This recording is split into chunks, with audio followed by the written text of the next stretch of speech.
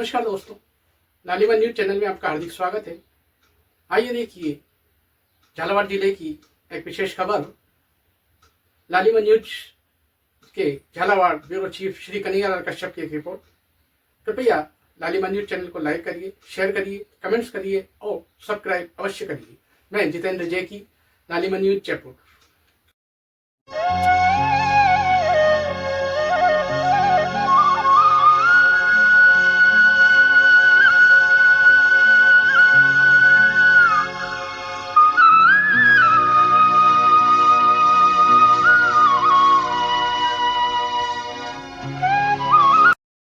ऋषि को लेकर बात होती है।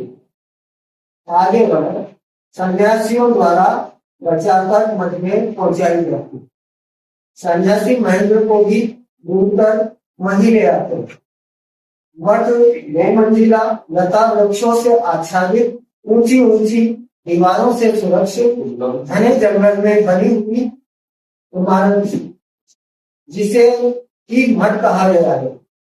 यहाँ सन्यासी लोग निवास करते थे, जिनके मुखिया महात्मा सत्यानंद थे। कल्याणी और महेंद्र का मिलन इसी मठ से होता है। मठ में भगवान विष्णु की मूर्ति, इसकी गोदी में भारत माता बैठी हुई है। सन्यासी लोग मान करके अपने संतान धर्म को जीवित करते हुए जो बात कही गई है, वो एक अपने आप में सर्वोच्च नैतिकता और सर्वोच्च धर्म का अनुकरण कराती है। और ये बात मुझे सबसे अधिक इस आनंद मठ में प्रभावित करती है कि सारे धर्मों से बड़ा है राष्ट्र धर्म। और राष्ट्र धर्म से भी बात ये कि जिस भूमि पर हमने जन्म ले लिया है, उस भूमि का नाम क्या है, इससे हमें औचित्य नहीं होना चाहिए। पर इस भूमि के प्रति, इस माता के प्रति जो हमारा धर्म है, वही सबसे बड़ा धर्म है, संतान धर्म, जिसके लिए यदि हमें सब कुछ छोड़ना पड़े और मानव की सेवा में लगना पड़े। यहाँ केवल मानव सेवा बनाया हूं, जो भी प्यासा है उसे पानी पिलाना, जो भी हमारी शरण में आ गया है, कहते हैं ये सत्यानंद जी इस बात को कहते हैं, जो हमारी शरण में आ गया है, जो इस आनंद मठ में आ गया है, उसका रक्षण करना, उसका पोषण करना, उसको अन्न देना, ये सब हम सबका दायित्व है। और इस पोषण के लिए वो इसमें प्रयासरत दिखते हैं। लीजिए, मैं आगे की वार्ता के लिए पुनः अग्रसर होता हूँ और मैं निवेदन करूँ हमारे बीच बैठे हुए श्रीमान मोहनलाल जी वर्मा से कि आप पधारें और आगे की सार्थक चर्चा को गति प्रदान। उस रथ के आगे पीछे पुलिस पहरा देते हुए जा रहे हैं। उनको ये भान था कि जरूर इस सामग्री को डाकू लूटेंगे।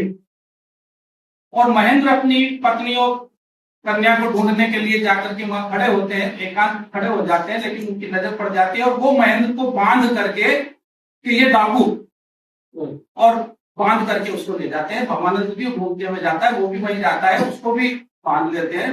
भवानंद को ये पता चल जाता है कि सत्यानंद ने कहा था कि भवानंद को ढूंढ के लाओ, और जैसे चिन्ह उन्होंने बताए थे, उन्होंने कहा कि रथ पर डला हुआ जो व्यक्ति है यह निसंदेह महेंद्र है।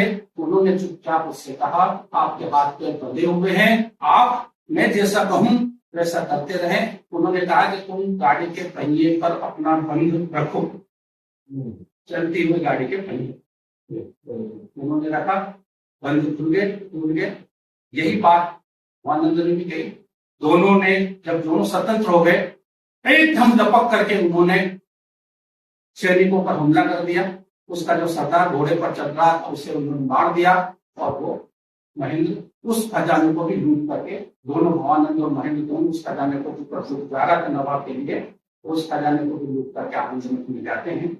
तो मेरा कहने का मतलब है कि जब बहुत अच्छे से पश्चिमी बंगाल में 1757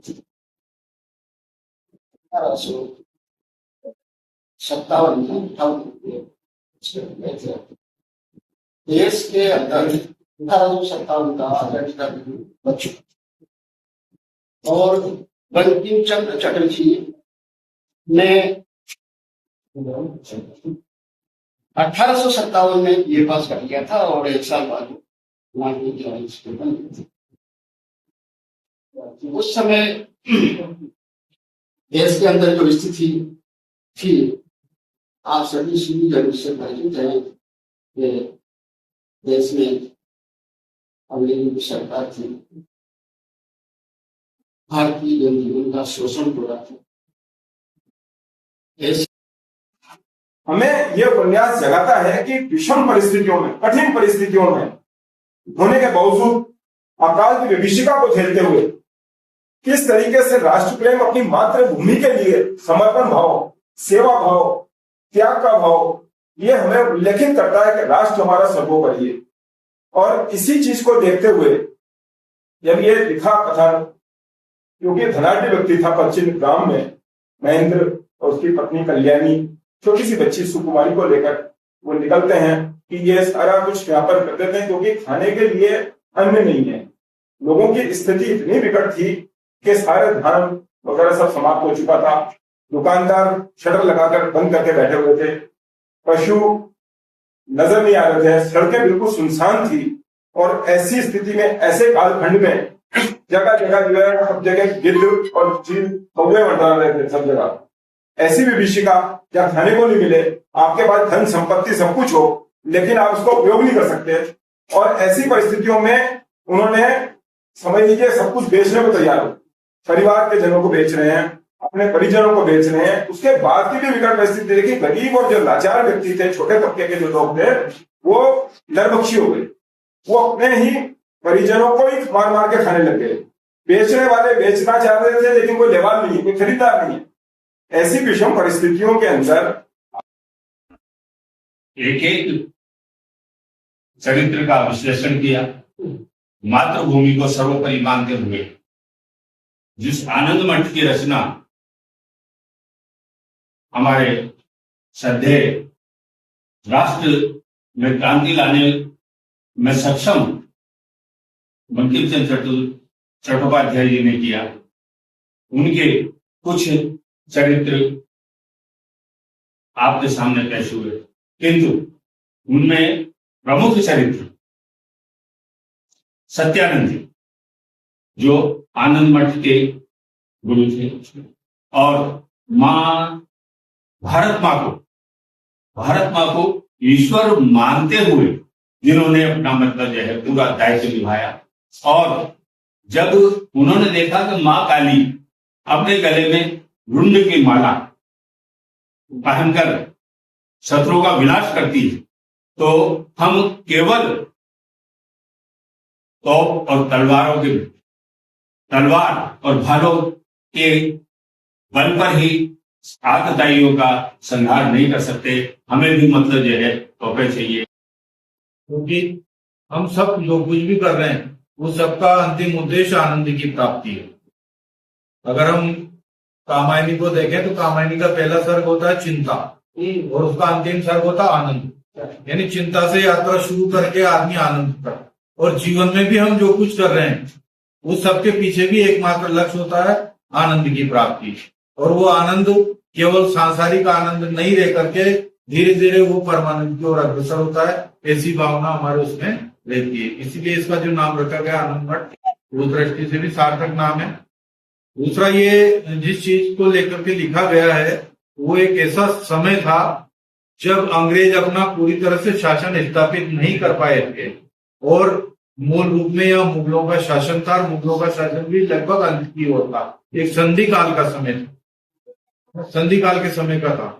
अगर इसमें कुछ अध्याय अगर आप पढ़ें तो आपको पता लगेगा सीधे सीधे वो जो आक्रांता मुसलमान थे उनका विरोध ये सारी की सारी संस्थानें करती है। जो हिंदू और खास तौर से सनातन धर्म पर अत्याचार करने वाले लोग थे, उनके बस्तियां जला देते, उनको घर जला देते, उनको खदेड़ देते।